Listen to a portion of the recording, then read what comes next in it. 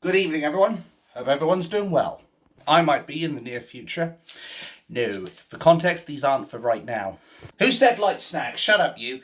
No, it's actually for cooking. I plan to use that with some condensed milk, some caster sugar, and I plan to make my tiffin again.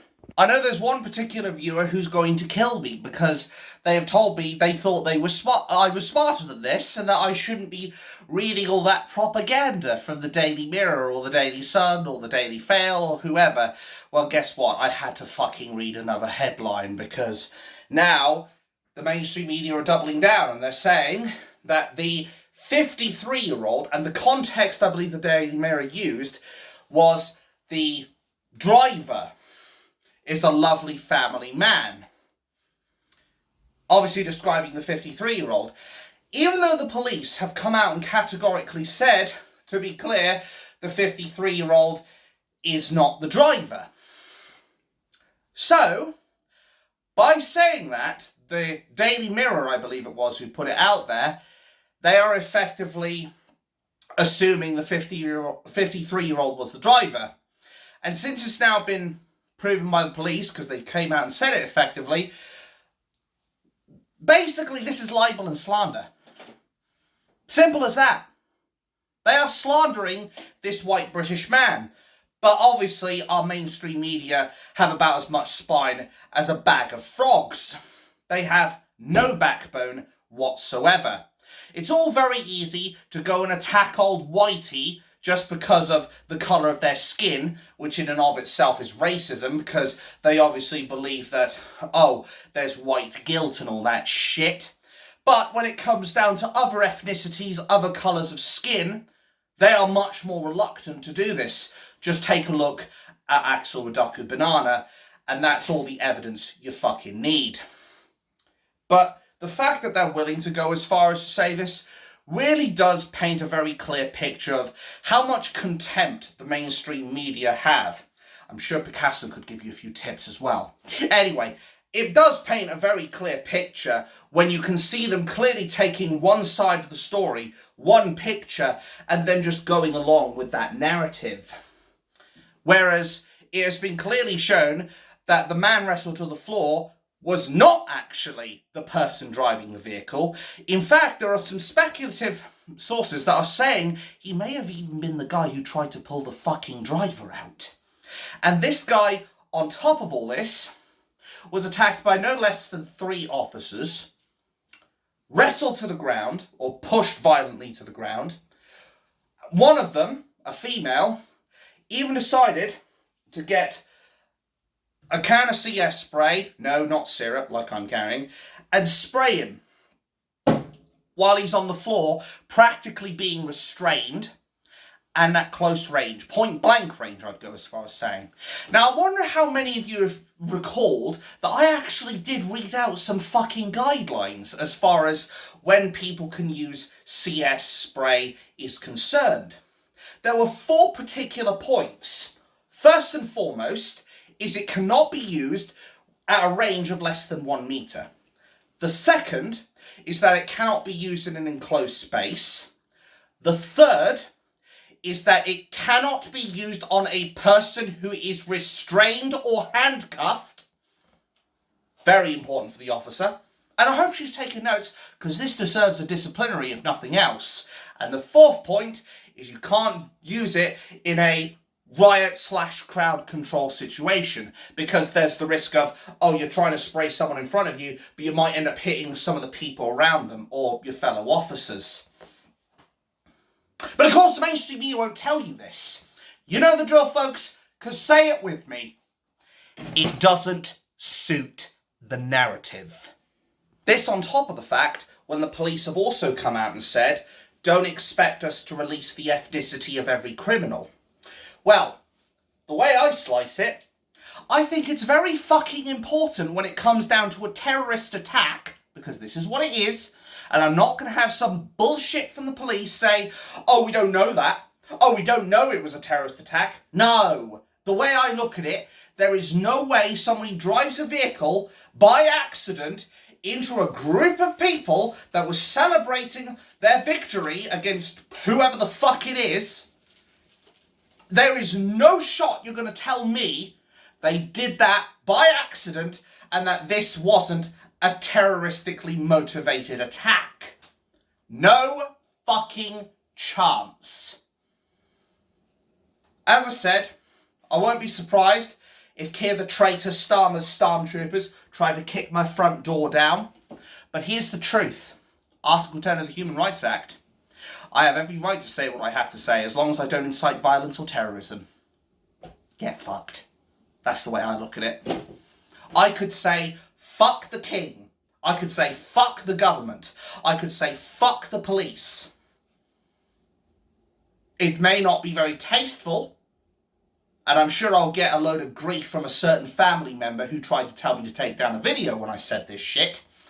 But, at the end of the day, I have the right to say it. And there was also, just for clarity, as far as saying fuck the king's concerned, there is apparently some kind of, I'm not sure if it's an il-mise or il-ise or whatever it's called, but there's basically a whole little subsection of the law that basically says that you can't be arrested for being disrespectful to the king. So I can do it as much as I fucking want. As long as I'm not encouraging him to off himself or encouraging people to attack him and break the law, I'm fine. But I am detracting a little bit here. As far as this attack is concerned in Liverpool, we have the right to know what happened that day. And the way I see it is by omitting the truth, it is just as bad as lying to us or telling us the truth. In fact, if not even worse so. Because it then tells us that you're complicit in the matter. And then it also paints a narrative of, oh, well, they labelled him very quickly as white British. I don't think we should believe that. And then come what may, when it turns out a person is not being identified by their ethnicity, just like that, people will then start to realise, well, hang on a minute, they haven't revealed the identity or the ethnicity of this man and what his motivations were. So, you can expect it to be the usual suspects, as an example. That's what you're doing by omitting the truth. You tell people not to make assumptions. And yes, I accept they're the mother of all fuck-ups. And they aren't wrong. It is the mother of fuck-ups. Mike will tell me that firsthand. But here's the thing. If you tell us the truth, if you put the truth out there in the open, you might not stop the riots, but they will be nowhere near as bad as if you omit the truth. Take a look at what happened in Southport. People wanted justice after this scumbag, Axel Raduku Banana, ended up taking the lives of Elsie Dot, Alice da Silva Aguilar, and Bebe King. God rest their souls. This bastard took those 3 kids' lives, tried to take more children's lives, and even the teachers' lives. They tried to admit the truth. Look how long the Southport riots stayed up. And I am by no means condoning the actions of those people. Burning trucks, burning cars, burning buildings, setting fire to bins and pushing them up to hotels, etc., just to name a few. Looting Greggs. I'm not condoning that by any stretch of the imagination. But you can't expect people to just be like, oh yay, my children got killed, woohoo! No! Over my dead fucking body would that happen.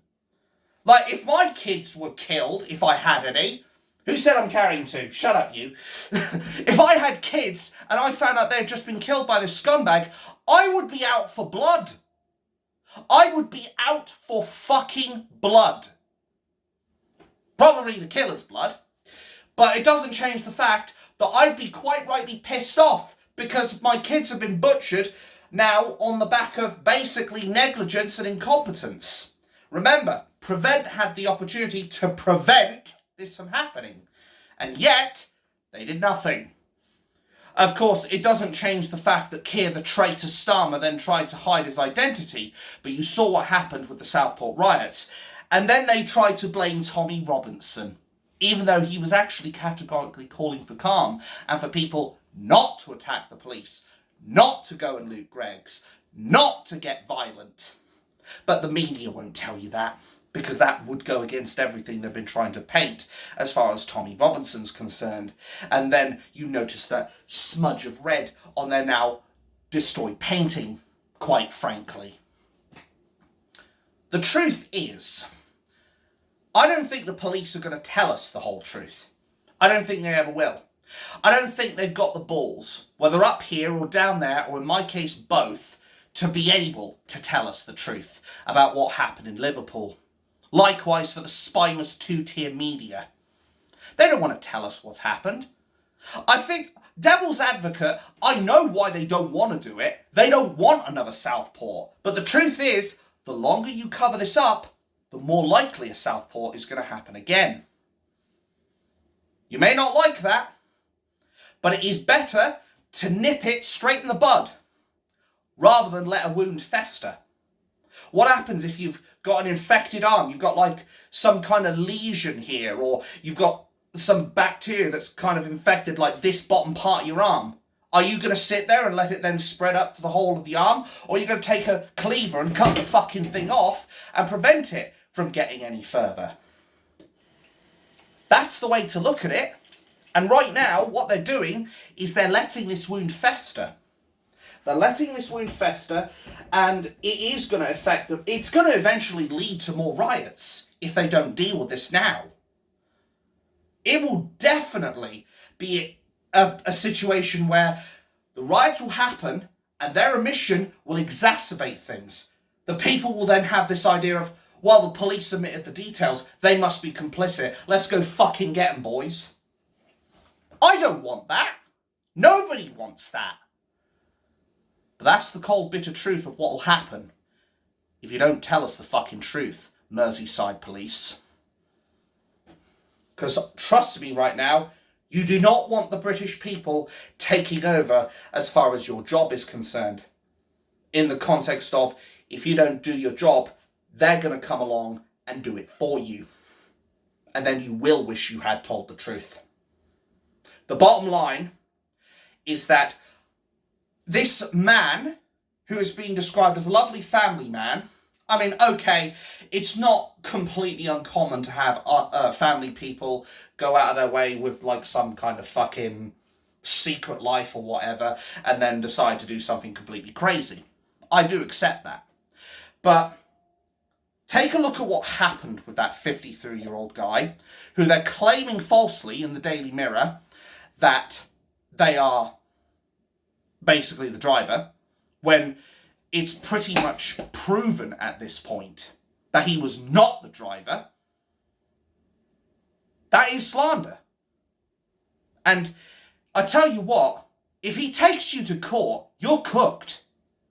If he goes to court and basically says, look how the Mirror defamed me. They have broken Section 2 of the 2006 Fraud Act, fraud by false representation.